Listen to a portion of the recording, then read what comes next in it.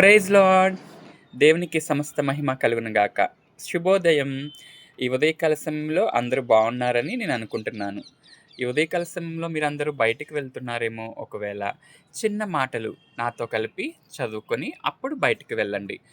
నేనైతే 5వ కీర్తన ప్రధాన గాయకునికి పిల్లన గ్రోవితో పాడదగినది దావీదు కీర్తన చదువుతున్నాను. 3వ వచనం. యెహోవా, ఉదయమున నా కంఠస్వరము నీకు వినబడును. ఉదయమున నా ప్రార్థన నీ సన్నిధిని సిద్ధము చేసి కాచియుందును.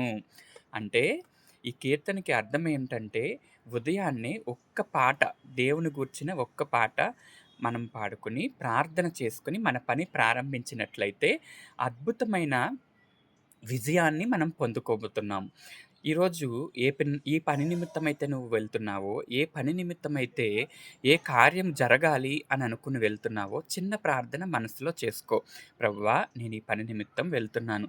ఇది అసాధ్యమని నేను అనుకున్నాను. కానీ సాధ్యపరిచే దేవుడవు నీవే గనక ఈ పని జరిగించడానికి సహాయం చేయి ప్రభువా అని చిన్న ప్రార్థన మనసులో చేసుకో. ప్రారంభిద్దామా ప్రార్థన?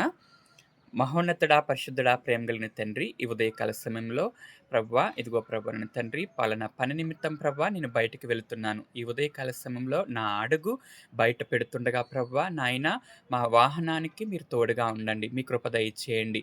ఏ పని నిమిత్తం అయితే మేము బయటకు వెళ్తున్నామో, ఏ ఎగ్జామ్ నిమిత్తం అయితే బయటకు వెళ్తున్నామో, లేక ఏ ఆరోగ్య పరీక్ష నిమిత్తమైతే ప్రభువా బయటికి వెళ్తున్నామో, లేదా ఏ విషయంలో నాకు ఇది జరగాలి అని ఆశపడి ఈరోజు ఈ పని అవుతుంది అని ఎవరైతే అనుకుంటున్నారో ఆ పనిని జరిగించండి. యేసు నామములో ప్రతి విధమైన పని జరగడానికి సహాయము చేయండి. ఈ ఉదయకాల సమయంలో నాయన ప్రతి ఒక్కరి మొఖములో ఆనందము, చిరునవ్వు దయచేయండి. యేసు నామములో వారు అనుకున్న పనిలో సహాయము చేసి మీ కృప దయచేయమని యేసు నామమున అడుగు వేడుకొనుచున్నాము తండ్రి. ఆమేన్. Praise lord.